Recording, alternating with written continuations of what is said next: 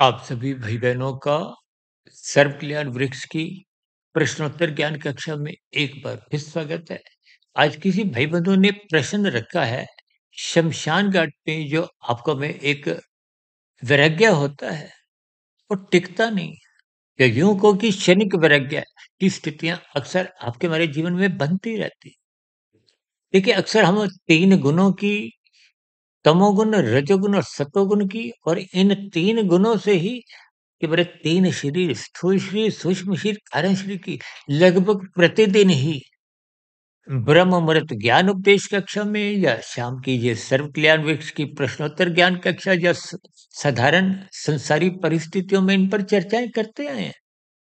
और अब तो हमने देखिए आध्यात्मिक ऑक्सीजन के अंतर्गत भी कुछ शब्दों को, कुछ वाक्यों को एक लघु ज्ञान संदेश के रूप में प्रसारित करना आरंभ किया है, ताकि ज्ञान की कड़ियां निरंतर आपको में एक भोजन रूप। देखिए, आप सुबह का नाश्ता करते हो, दोपहर को फिर खाना खाते हो, क्योंकि सुबह खाया हुआ भोजन पुनः फिर भूख लगती है। फिर शाम को भी कुछ चाय पानी, रात का खाना आप और हम खाते हैं।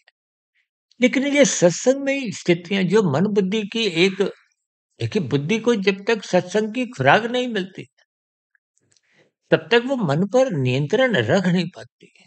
और मन अनादिकाल से शास्त्रों में तो बार-बार कहा गया, मन ही बंधन का कारण है, मन ही मोक्ष का कारण है। बंधा हुआ तो ये पहले से ही है। किसमें? विषय भोगों की आसक्ति में। यानी कि जो 5 भोग्य विषय हैं, गंध, रस, रूप, स्पर्श, शब्द, इन 5 भोग्यों विषयों की आसक्ति के कारण ही आपका मेरा मन बिगड़ता है। बिगड़ने का अभिप्राय आज देखिए 24/7 विषय भोगों की आसक्ति आपके हमारे जीवन में निरंतर गहरे तल पर छलांगे लगवाती है। भले ही देखिए भौतिक स्तर पर आप और हम सभी जानते हैं कि हमारी मृत्यु भी निश्चित है। और यही स्थितियां देखिए शमशान घाट में जब किसी एक एक अर्थी को जब आप और हम जलता देखते हैं, तो कुछ स्थितियां शरीर वैराग्य के रूप में मन के भीतर कुछ दरवाजा खटकाती हैं, ताकि को कुछ मन बुद्धि के स्तर पर कुछ ज्ञानमय स्थितियां बने। लेकिन अक्सर ये सभी स्थितियां देखिए स्थूल शरीर के स्तर पर कुछ क्षणिक वैराग्य जगाती है, को हमें महसूस करवाती हैं कि हम जो दिन रात भागदौड़ करते हैं, देखिए भागदौड़ यदि आप कानून के दायरे में रहते हुए शास्त्र सम्मत कर्म करते हुए भी करते हो, तो ऐसी स्थितियों में कोई पतन का कारण नहीं बनता, भले ही आपका हमारा समय की बर्बादी होती है। क्योंकि मनुष्य योनि को हमें साधना योनि का एक अवसर लेकर भी मिली है। और अवसर का लाभ उठाने का अभिप्राय कर्म योग, ज्ञान योग, भक्ति योग की स्थितियों से है। यदि इन योग में स्थितियों से आप और हम जुड़ते नहीं हैं, तो फिर मिले हुए जीवन में आपकी हमारी कोई आध्यात्मिक उन्नति के दरवाजे नहीं खुलते। और ये जो क्षणिक वैराग्य होता है, ये तो देखिए स्थूल शरीर के स्तर पर होता है। इस स्थूल शरीर के स्तर पर यदि मन बुद्धि जुड़ जाता है, देखिए अक्सर ज्ञानमय स्थितियां जब स्थूल शरीर के स्तर तक ही सीमित रहती हैं, मन बुद्धि भीतर से जुड़ते नहीं है। देखिए स्थूल शरीर के स्तर पर तो इंद्रियां द्वारा, अब देखो ना, हमारे आप जब पृथ्वी जलते हुए देखते हैं, जिस जीवन को आपने हमने चलते फिरते देखा था, उसी एक स्थूल शरीर को आप जलते हुए देखते हो, तो कुछ स्थितियों में एक सकारात्मक स्थितियां, एक ज्ञानमय स्थितियां बनती हैं कि हम जो दिन रात भाग-दौड़ करते हैं। देखिए भाग-दौड़ में जब अनीतिगत कार्यों द्वारा आप धन छीना-झपटी द्वारा कानून का उल्लंघन करते हो, शास्त्र विरुद्ध पाप कर्म करते हो, हालाँकि उन स्थितियों में रहते हुए जैसे कोई लाल बत्ती पे भागता है, तो वो तो यही सोचता है मेरा कोई चालान नहीं कटेगा, मैं बच गया। ठीक इसी तरह जब आप और हम पाप कर्म करते हैं, दूसरों का हिस्सा खाते हैं, अपने सुख के लिए दूसरों को दुःख में स्थितियों में डाल देते हैं, तो उस समय विशेष में हमें केवल इतना ही ध्यान रहता है कि आपको सुख भोगना है। उस भोगे गए सुखों के पीछे, उस छीने गए पदार्थों के पीछे आपको हमें जो दुःख भोगने पड़ेंगे। देखिए कर्मफल सिद्धांत बार-बार इस बात पर मोहर लगाता है। हम तो बार-बार देखिए पाप कर्मों को एक गैर जमानती वारंट से जोड़कर समझाते हैं। तो ये सभी स्थितियाँ जब स्थूल शरीर के स्तर पर आप किसी अर्थी को जलता हुआ देखते हो, तो मन में भाव वैराग्य के जगते हैं। ये जगे हुए वैराग्य की स्थितियाँ यदि मन बुद्धि के स्तर पर जुड़ जाती हैं, तो फिर उस परिसर से, उस श्मशान घाट के एक स्थूल स्थितियों से जब आप बाहर आते हो, देखिए बाहर आके चाहे आप बस में जाओ, चाहे स्कूटर पे आए थे या कार में आए थे, जैसी भी स्थितियाँ, जब आप संसार की परिस्थितियों में आते हो और उस मन बुद्धि के साथ यदि आपने श्मशान घाट में कुछ चिंतन किया होगा, उस किए गए चिंतन की आप पुनरावृत्ति मन बुद्धि के स्तर पर करते रहते हो और ये स्थितियाँ घंटों, फिर दिनों, महीनों तक बनती है, तो कुछ आंशिक वैराग्य विषय भोगों के प्रति कम से कम मनुष्य को पाप कर्म करने से तो रोकने लगता है। ऐसी स्थितियों में वो कानून का भी पालन करता है।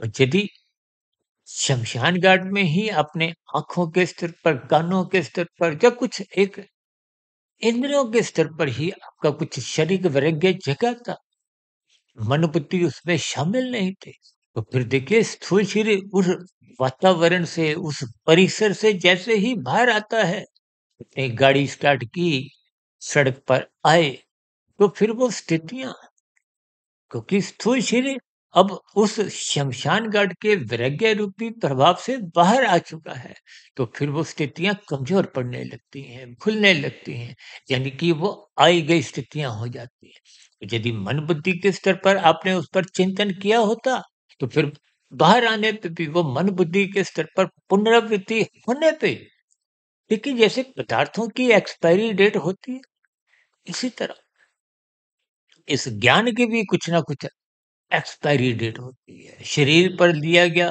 ज्ञान इंद्रियों द्वारा, आँखों द्वारा, कानों द्वारा, इसकी एक्सपायरी डेट तो देखिए कुछ मिनटों तक ही होती है कि उस परिसर से जैसे ही आप बाहर आते हो, तो देखिए हज़ारों मनुष्य, लाखों मनुष्य सत्संग करते हुए दिखाई देते हैं। लेकिन जैसे ही वो उस स्थितियों से, उस परिवेश से बाहर आते हैं, तो उनकी स्थितियाँ कमज़ोर होती हैं और 2-4 दिन में वो समाप्त हो जाती हैं। देखिए, ये सभी स्थितियों पर चर्चा हम इसलिए करते रहते हैं, ताकि कि जीवन में एक सकारात्मक परिवर्तन आए। अन्यथा देखिए, ये सभी स्थितियों पर अगर आप और हम गंभीरता से नहीं लेते, देखिए जब इंद्रियों से आगे मन बुद्धि जुड़े होते हैं, तो उस पर चिंतन पुनरावृत्ति बनाए रखो। तो ज्ञान में स्थितियाँ मजबूत होती हैं। आरंभ में मनुष्य पाप कर्मों से बचता है, फिर उसके चिंतन में भी सात्विक विचार आने लगते हैं और सात्विक विचार फिर धीरे-धीरे उसको परोपकार के कार्यों में लगाते हैं। परोपकार के कार्य भले ही आरंभिक स्थितियों पर सकाम भाव से भी हो, फिर धीरे-धीरे जब वैराग्य की स्थितियाँ उस श्मशान घाट में लिया गया ज्ञान परिपक्व होने लगता है, वो आपके विचारों में स्थिर होने लगता है, तो फिर वो शुभ संस्कार की स्थितियों में, कार्यशील की स्थितियों में धीरे-धीरे पहुँचने लगता है। फिर ऐसा ज्ञान वो आपको ज्ञानपूर्वक वैराग्य करवाता है। देखिए ऊपरी-ऊपरी स्तर पर तो देखिए मधुमेह का रोगी को भी मीठे पदार्थों से वैराग्य होता है। लेकिन जब ज्ञानपूर्वक स्थितियाँ आपके भीतर में प्रवेश करती हैं, तो वो वैराग्य यानी कि पदार्थों के रहते हुए भी आपके मन बुद्धि के स्तर पर कोई फुरना नहीं उठते। इसलिए हम सभी भाई-बहनों इस शमशान घाट के वैराग्य को निरंतर जगाए रखने के लिए वहाँ भी इंद्रियों के साथ-साथ मन बुद्धि के स्तर पर चिंतन विचार सकारात्मक भाव से करना चाहिए। देखिए इसका ये भी अभिप्राय नहीं है कि आप पर हम कुछ भयमय स्थितियाँ बनाएँ। देखिए स्थितियों को ज्ञानपूर्वक समझना है कि आपका हमारा शरीर है, ये स्थूल शरीर, सूक्ष्म शरीर, कारण शरीर, 84 लाख प्रकार की योनियाँ हैं। ये जन्म-मरण की स्थितियाँ हैं और जन्म-मरण की स्थितियों में आपके हमारे जीवन में दुःख बने रहते हैं क्योंकि स्वयं भगवान श्री कृष्ण जी ने गीता में इस जगत को दुखालय नाम से संबोधित किया है और हम तो बार-बार कहते हैं ना त्रिविध ताप हमारे जीवन में बने रहते हैं। एक हमारी चर्चा हुई थी लगभग 4 साढ़े 4 वर्ष पहले त्रिविध तापों के ऊपर, यानी 3 प्रकार के दुःख बने ही रहते हैं। तो इन सभी स्थितियों को ज्ञानपूर्वक समझिए, निरंतर इस स्थूल शरीर की मृत्यु की जो एक सच्चाई है, उसको ज्ञानपूर्वक समझिए, कर्माशय संस्कारों की स्थितियों को समझिए, ताकि कारण शरीर शुद्ध हो। कारण शरीर शुद्ध होगा तो आत्मा तो पहले से ही ज्ञान तो कारण शरीर में राजसी तामसी गुणों की मैल के कारण आत्मा का ज्ञान कमजोर हो चुका है। आत्मा का ज्ञान कमजोर होते ही और हम परमात्मा से विमुख हो जाते हैं। इसलिए तो आपके हमारे जीवन में आनंदमय झलकें बनती नहीं, आती नहीं।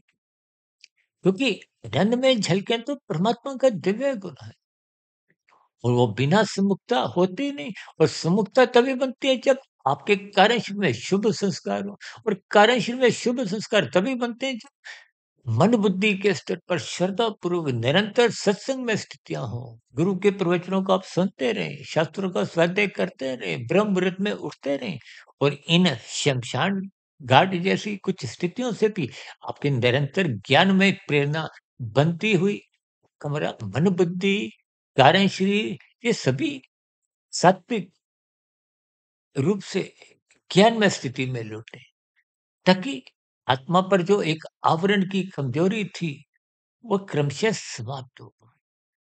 आत्मा अपने मूल स्वरूप में क्रमशः स्थित होती जाए और आत्मा और परमात्मा का तो नित्य एक संबंध है।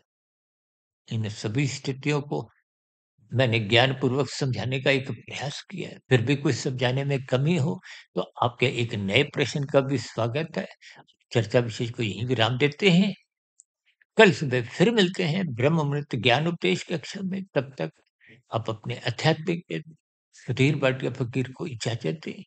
वीडियो विशेष को ध्यानपूर्वक सुनने के लिए आप सभी भाई-बहनों का बहुत-बहुत धन्यवाद।